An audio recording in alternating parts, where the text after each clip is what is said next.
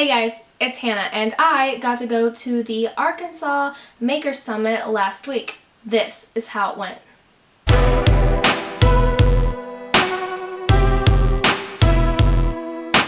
Okay, so a lot of you are probably wondering, what is a Maker Summit and why are you talking about it?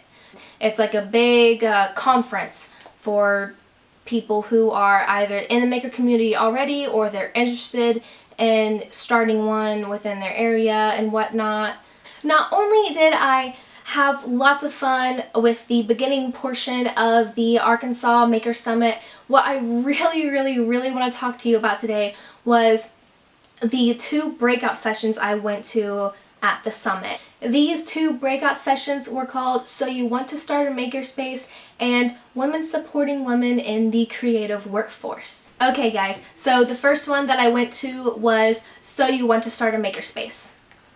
Obviously, in the title, hands off, you know that we're going to be learning about how to start your own makerspace. And I really loved this breakout session because, one, it was hands-on and interactive, so we got to do some little tinkering in it, and then 2, it talked about how to present your idea of a makerspace to your boss or your community, wherever you want to start that makerspace.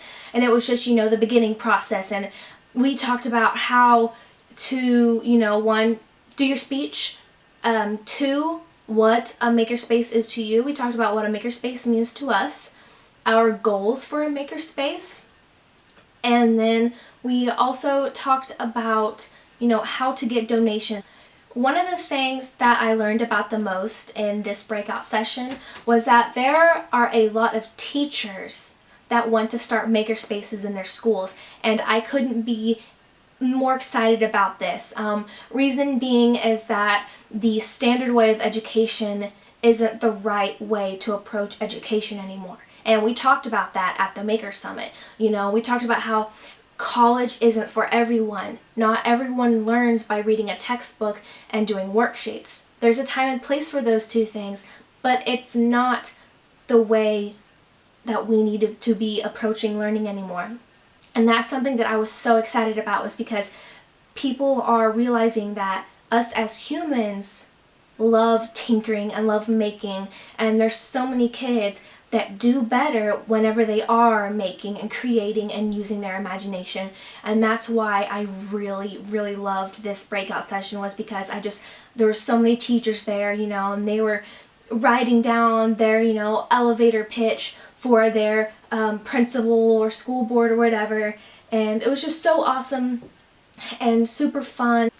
Okay guys, so not only did we talk about how to start a makerspace, but we also got to do some tinkering, and what that tinkering project was we had to take a motor, this one specifically, and we had to turn it on, of course, and get this little thing vibrating, and it spins at the top. This little part spins.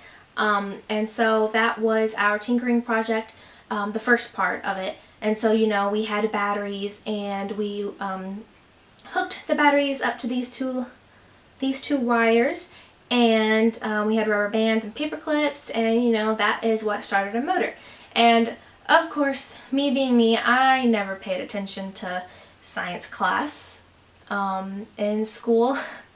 I know we did this in science class in school, but I never paid attention. So I was sitting there and I saw all these teachers and other people being able to hook the batteries up instantly and start doing it, and I was like, wait, how are they doing this? And then I looked at everyone else's, and I was just like, oh. So I figured that out. And then our second part of the tinkering was we had to attach supplies that we were given to make something that moved, essentially, kind of like a robot. And so I got a little mint box, and I taped this little guy to the mint box, but I let this part sit off the mint box, so it was kind of sitting like this, and then I took a wine cork and I put it on there and I got it to spin. So that was my little moving robot guy, and it was super awesome, super fun. It was super awesome to see how everyone else around me in this breakout session was making their little, little robotics. And this one guy next to me, he actually was able to take a toilet paper roll and some tape and a Sharpie, and he attached it around to where the motor, like his little contraption, would spin in a circle and would draw circles with his Sharpie. And I thought that was super interesting. I was like, oh, wow, that's very smart. But so that was my experience with So You Want to Start a Makerspace. It was just super awesome and super fun. Okay, you guys, so the second breakout session I went to was Women Supporting Women in the Creative Workforce. This one wasn't as interactive as the other one. You didn't have lots of hands-on things. It was essentially a questionnaire for some women, and so there were 4 women up there, and they were answering questions about what it's like to be a woman in the creative workforce and how to get that support and how to exceed as a woman. I was really drawn to this breakout session because I myself am a woman entrepreneur. And I'm also a young woman entrepreneur, so it can be even trickier, especially since I didn't finish college. And so that's why I really wanted to go to this breakout session, and I am so glad I was able to go to this breakout session because I learned so much about how to be supportive of other women and how to stand your ground up against, the big head honcho guys. Essentially, there were 2 questions that really stuck out to me most. The 2 questions from this breakout session that really stood out to me were, 1, how do you protect your time, and how do you ask for what you're worth? The reason being that these 2 stood out to me was because I have a hard time where I go through, I'm like work, and then I get real sluggish and then I don't want to work for days. And so I'm constantly like battling like, how do I balance this out? Like, my body just doesn't function that way where I need a balance. And so that question really got to me. And then the other one with how do you ask for what you're worth, that really got to me because we as women allow ourselves to be negotiated on and talked down to. As women, we will say, we're worth this much. And then you get people coming in and they're saying, well, so-and-so has been doing it for this long and he said he'll do it for this much, or so-and-so said that they're going to do it for this much. Can you go any lower? And it's like, as women, you need to be able to stand your ground, gain some confidence, and say, no, I am worth this much. This is why I'm worth this much. Something super fun that I got from the second breakout session was a book written by one of the ladies that were speaking. This book is created by Erin Wood. She was one of the ladies there, and it is called Women Make Arkansas. And it was super awesome because it is filled with 50 creative women who make in Arkansas, and it was just super fun to read because I read about Arkansas's first certified chocolatier, and I read about this woman that has a purse museum and sewing and painting, and there was a drag queen in there, and there's all of this stuff that was super duper awesome. At the end of the Maker Summit, we all gathered and we had a open discussion where we asked questions and just, talked about what we learned that day and what we want to do to continue having a larger maker community. And one of the questions that stood out to me the most was, is there a gap between the school maker spaces and then going into the workforce? And we learned that, there is a gap between there, because in school, you start to have your maker spaces in elementary school and everyone's making it. It's awesome. And then there are a lot of businesses that are starting to have maker spaces, or they're at least, getting more in touch with creatives and they're seeking out creative people in the workforce. But there's a gap between that for those who are in college, dropped out of college, doing something else where they're not in the workforce where they can be creative, but they do it on the side for fun or something. And so what we talked about was, how can we close that gap and what can we do? And one of the things that I thought, how we could close that gap that's there was, what if we had more community maker spaces, not just in schools and such, but what if we had a community place that we could go to? And anyone from all ages could go in and learn and create at these maker spaces. And then I thought, okay, well, would you charge for the makerspace? What would you do? Like, how would all of that be happening? And I was thinking, I believe community makerspaces should be strictly run off donations. I don't think it should be for profit. I don't think that someone has to pay to go in and use the makerspace, because there might be someone who doesn't really have a lot of money, but they have an ingenious idea and they're really creative, but they just don't have a lot of money. They've got other things they've got to pay for. So a community makerspace is what we would need to be able to close that gap. One thing that was said at the Maker Summit that resonated with me the most was that we need to start tapping into those who aren't going into college.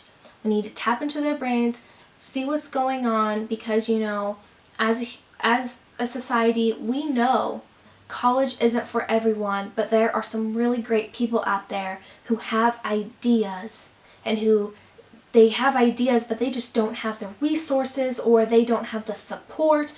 And a maker space, a maker community can give that person those resources. They can give them that support and help and everything. And so that's why we need a community maker space. That is why I absolutely loved the Maker Summit, because I was able to learn that other people want a community makerspace as well. We want to tap into those creative minds. We understand that there is a gap. We understand that college isn't for everybody, and that was just something that really got me going, really got me happy, just really inspired me to continue creating, because sometimes I get in a rut where I just don't want to make anymore. And then I'm like, no, I've got to keep making. Like, this is in my heart and soul. I've got to keep going. And so that is why I absolutely love the Arkansas Maker Summit. And after that little discussion, I got to go into a room where we had a bunch of vendor booths of other makers. And so I got to see what other people are making. And it was super duper awesome. We had some children's museums there. We had a screen printing business there where they made t-shirts and stuff. And that's actually, I got this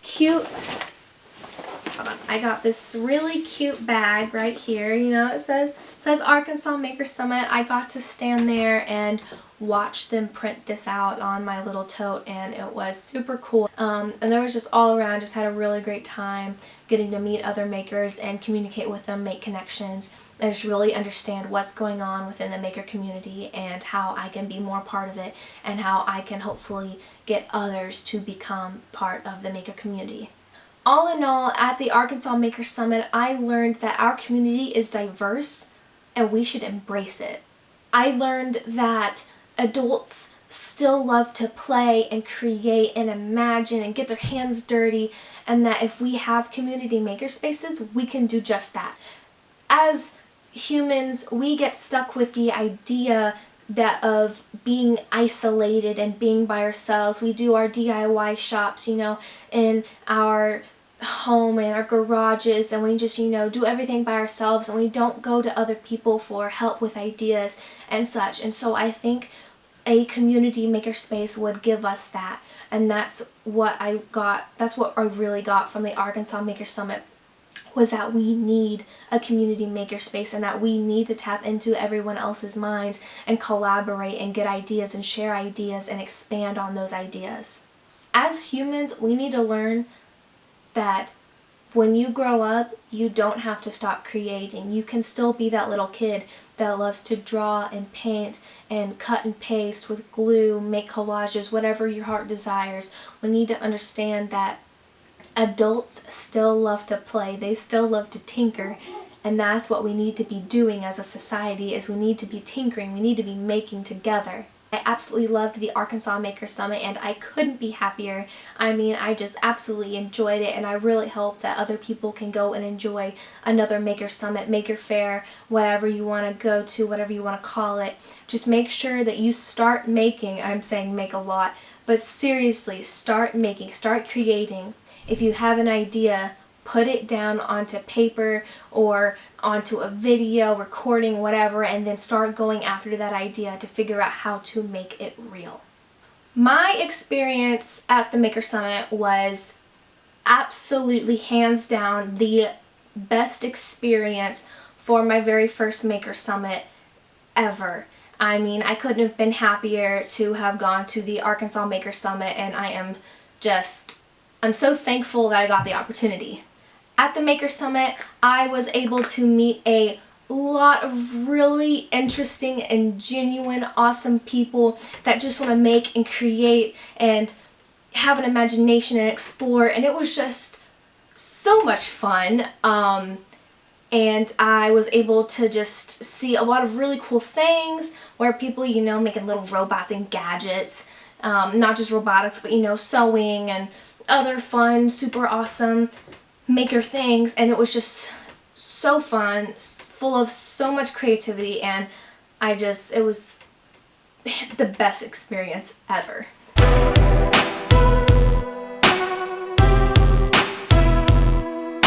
Hey guys, if you liked the video, be sure to give it a thumbs up, hit the subscribe button, and ring the bell for notifications.